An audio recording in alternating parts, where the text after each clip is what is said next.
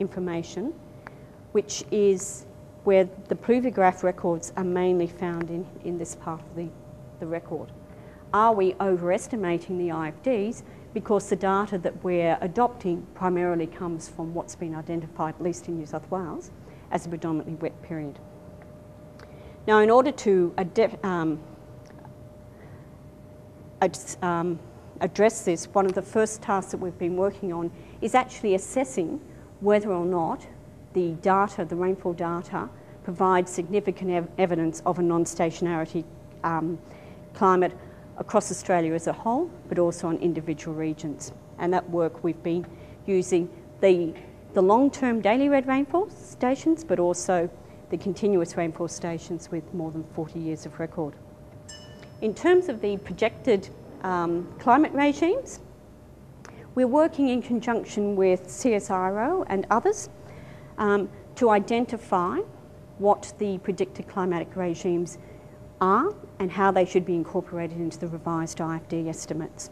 There's a workshop coming up in August where about 30 people from different organisations will be discussing not only how to incorporate and climate change into IFDs, but across Australian rainfall and runoff as a whole.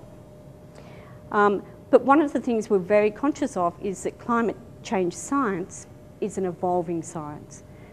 The knowledge that we have now is several orders of magnitude greater than 10 years ago. In 10 years' time, it's going to be even better developed. So we've got to provide advice to practitioners, not only that's robust and consistent, but also will be able to evolve as the climate change science evolves. Frequency analysis, as I said, we're trialling a range of studies. We're trialling a range of distributions, and what we're finding, and we're comparing them for both the annual maximum series and the partial duration series, and seeing which distributions across Australia are fitting best to the Australian data. The other issue is the partial duration series versus the annual maximum series. As I said, annual maximum series has been adopted in Australia previously. It's adopted across the world. It's easy, but we do know it has limitations. We do know the partial duration series makes far more efficient use of the available information, but there are issues with it.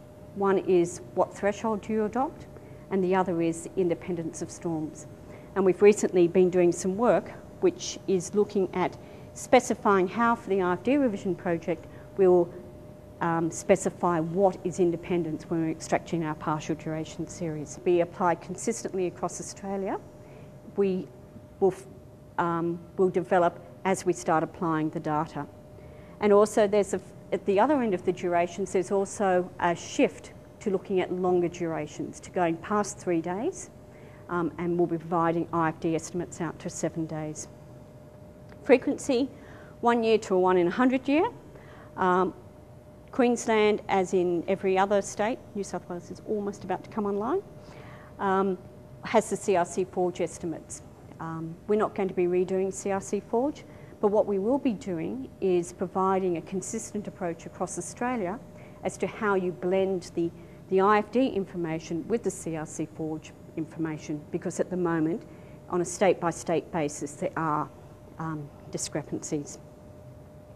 And in terms of dissemination, one thing I can say absolutely positively, you will not have maps, hard copy maps. We live in an electronic age. When I wanted to find out where this venue was, I didn't go to the Brisbane UBD. I got my iPhone out. Where am I? What's the address? This is how I get there. We live in an electronic age, and therefore information needs to be archived, it needs to be accessed and disseminated electronically.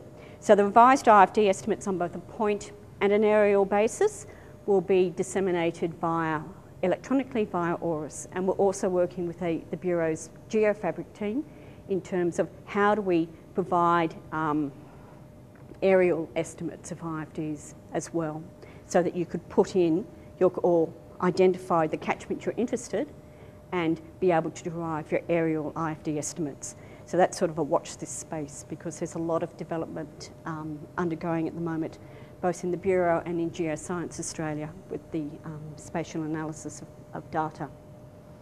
So in conclusion, we're in the process of revising the IFD estimates. It's a project which is long overdue.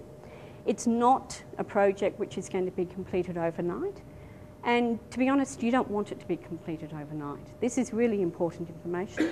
It is essential that we take our time and that we make sure that the data that we're using is the most accurate that we can get, and that we're using all the data collected across Australia. Make sure it uses state of the sciences practices, which allows as much information on rainfall to be extracted as possible. And it's also going to be provided for durations that reflect what the current focus is in terms of the end user requirements. It's going to be provided for both current and future climate regimes, and it's going to be disseminated electronically. Thank you.